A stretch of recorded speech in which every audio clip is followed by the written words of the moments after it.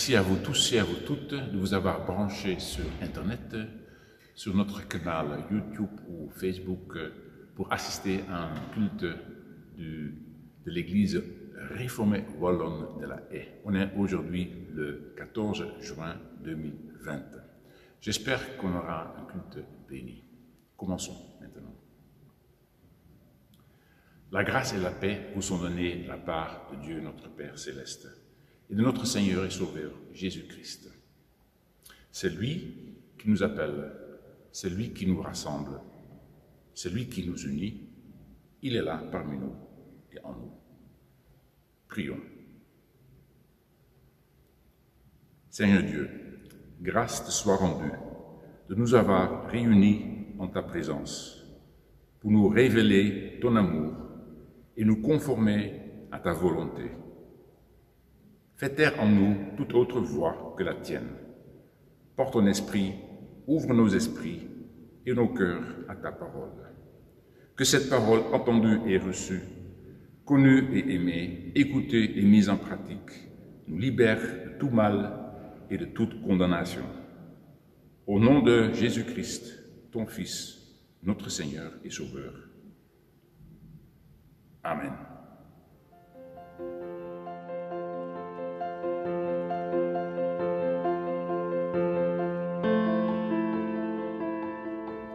Lecture biblique. Romains 5, versets 6 à 11 et Romains 6, versets 10 à 11. En effet, alors que nous étions encore sans force, Christ est mort pour des pécheurs au moment fixé. À peine mourrait-on pour un juste. Peut-être accepterait-on de mourir pour quelqu'un de bien. Mais voici comment Dieu prouve son amour envers nous. Alors que nous étions encore des pécheurs, Christ est mort pour nous. Puisque nous sommes maintenant considérés comme justes grâce à son sang, nous serons à bien plus forte raison sauvés par lui de la colère de Dieu. En effet, si nous avons été réconciliés avec Dieu grâce à la mort de son Fils, lorsque nous étions ses ennemis, nous serons à bien plus forte raison sauvés par sa vie, maintenant que nous sommes réconciliés. Bien plus, nous plaçons notre fierté en Dieu par notre Seigneur Jésus-Christ, par qui maintenant nous avons reçu la réconciliation. Christ est mort, et c'est pour le péché qu'il est mort. Une fois pour toutes. Maintenant qu'il est vivant, c'est pour Dieu qu'il vit. De la même manière, vous aussi, considérez-vous comme mort pour le péché et comme vivant pour Dieu en Jésus-Christ, notre Seigneur.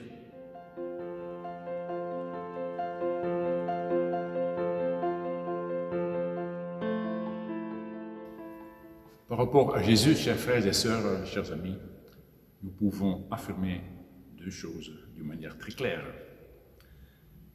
Jésus, il est mort. Et Jésus, il est vivant. Mais oui, c'est ça l'actualité de l'existence de Jésus. Puis, nous pouvons affirmer de la même façon ces deux choses par rapport à notre existence. Nous sommes morts et nous sommes vivants. Voilà la réponse à la question, c'est quoi en fait d'être sauvé? En quoi consiste le salut? La réponse est simple. Comme Jésus, moi, je suis à la fois mort et vivant. Il y a tout juste une seule condition à remplir pour pouvoir se permettre d'affirmer chose pareil. Il faut être en Christ. Il faut le reconnaître comme son Sauveur et Seigneur. C'est ça le mystère de la foi chrétienne. Jésus est notre frère, si et moi. Je suis intimement lié à lui. En fait, il y a deux moi en moi. Il y a le moi et il y a le moi christique, le Christ lui-même. Lisons à cet effet-là Romains 6, les 10e et 11e versets. D'abord, l'apôtre Paul parle du Christ au verset 10. Après, il fait le parallèle avec nous au verset 11. Verset 10, hein, Christ est mort. Et c'est pour le péché qu'il est mort une fois pour toutes. Maintenant, qu'il est vivant, c'est pour Dieu qu'il vit. Donc là, Paul affirme ceci, Christ est mort et Christ, il est vivant. Qu'est-ce que ça signifie pour nous dans la pratique de notre vie de tous les jours? Lisons alors le 11e verset du chapitre 6. De la même manière, vous aussi, considérez-vous comme mort pour le péché et B, comme vivant pour Dieu en Jésus-Christ. En fait, là, Paul nous recommande fortement comment nous considérer nous-mêmes. Il ne veut pas nous inculquer une illusion, une fausse image de nous-mêmes, au contraire. Il s'agit de notre identité véritable. Qui sommes-nous une fois que nous croyons en Jésus-Christ comme notre Sauveur et Seigneur? L'apôtre Paul nous écrit, « Tenez-vous, comptez-vous, calculez ainsi, considérez-vous comme mort pour le péché et comme vivant pour Dieu en Jésus-Christ. » En d'autres termes, nous sommes morts. Morts à quel niveau? Je ne veux plus et je ne peux plus rien avoir avec tout ce qui dénature notre statut d'être une créature voulue par Dieu. Le racisme, par exemple, ou l'attrait de l'argent, la jalousie et toutes sortes de péchés qui ont conduit l'humanité à crucifier Jésus. Alors là, je vous dis, excusez-moi cette manière de m'exprimer de cette façon-là, mais de tous ces péchés, je n'en ai rien à foutre. Ça ne me dit rien du tout. Je suis comme mort pour ça. Attention à la seule condition pour pouvoir réagir de cette façon-là. Il nous faut focaliser notre moi sur notre moi christique, sur le Christ lui-même en nous. Lui, il est notre point de départ. Lui, il est notre boussole. Donc, nous nous considérons comme morts pour les péchés, et B, nous nous considérons comme vivants pour Dieu. Nous nous détournons des choses négatives, du mal, et nous avançons vers le bien. Nous sommes vainqueurs du mal par le bien. L'apôtre Paul donne à certains endroits plusieurs listes à accomplir sans nous imposer des choses trop concrètes. Il nous dit par exemple, cherchez ce qui est bon, ce qui est parfait, ce qui est agréable. L'apôtre Paul nous parle du fruit de l'esprit, l'amour, la joie, la paix, la patience, la bienveillance, la bonté, la foi, la douceur, la maîtrise de soi. Nous sommes vivants pour nous en laisser imprégner davantage. Nous sommes vivants pour que ces bonnes choses, donc le contraire du péché, pour que ces bonnes choses puissent émaner de nous. Et de nouveau, il faut être très alerte. Il y a de nouveau une seule condition à remplir. Il nous faut focaliser notre moi sur notre moi christique, sur le Christ lui-même. Il est notre point de départ, il est notre boussole. Voilà comment nous sommes sauvés par la mort de Jésus. Voilà comment nous sommes sauvés par la vie de Jésus. En étant unis avec lui d'une manière très intime, Dieu nous bénit, de sorte que nous serons une bénédiction pour le monde dans lequel nous vivons, en parole et en acte. Amen.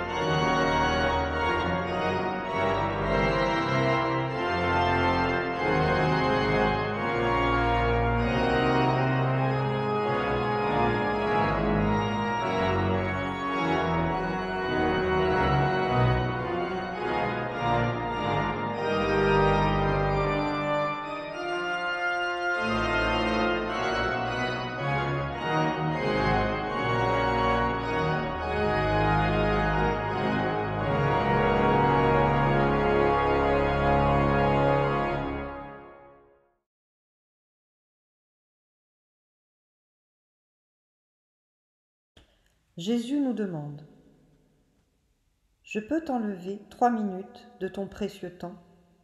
Pourquoi est-ce que tu paniques et t'agites face aux problèmes de la vie? Lorsque tu as fait tout ton possible pour essayer de le résoudre, laisse-moi le reste. Si tu t'abandonnes à moi, tout s'arrangera avec tranquillité, selon mes desseins. Ne désespère pas, ne m'adresse pas une prière agitée comme si tu voulais exiger de moi que j'accomplisse ce que tu désires. Ferme les yeux de ton cœur et dis-moi avec calme: Jésus, j'ai confiance en toi. Évite les soucis, les angoisses et les pensées sur ce qui pourrait arriver par la suite. Ne piétine pas mes plans en essayant. Laisse-moi être Dieu et agir avec liberté. Abandonne-toi à moi avec confiance. Repose-toi sur moi et laisse ton futur entre mes mains. Dis-moi régulièrement: Jésus, j'ai confiance en toi. Ne sois pas comme le patient qui demande au docteur de le soigner, mais qui lui conseille comment s'y prendre. Laisse-toi porter sur mes mains. N'aie pas peur, moi je t'aime. Si tu penses que les choses se sont empirées et se compliquent malgré tes prières, continue à me faire confiance. Ferme les yeux de ton âme et aie confiance. Continue de me dire chaque jour: Jésus, j'ai confiance en toi. J'ai besoin de mains libres pour agir. Ne me les lie pas avec tes soucis inutiles. C'est ce que veut Satan, t'agiter, t'angoisser, t'enlever la paix. Confie-toi seulement en moi. Abandonne-toi à moi, alors ne t'inquiète pas. Donne-moi toutes tes angoisses et dors tranquillement. Dis-moi toujours: Jésus, j'ai confiance en toi. Et tu verras de grands miracles, je te le promets, par mon amour. Souviens-toi toujours, fais-moi confiance. Amen.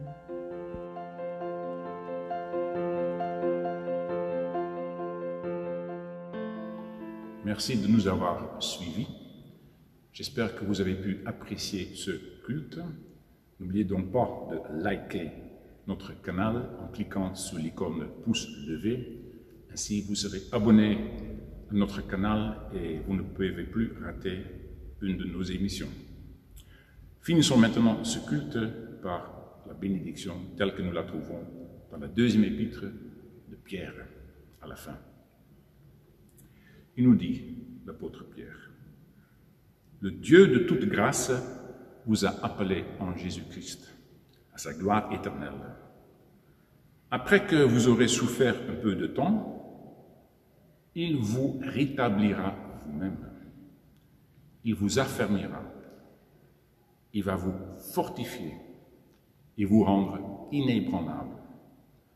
À lui soit la gloire et la puissance au siècle des siècles. Gloire à Dieu. Amen.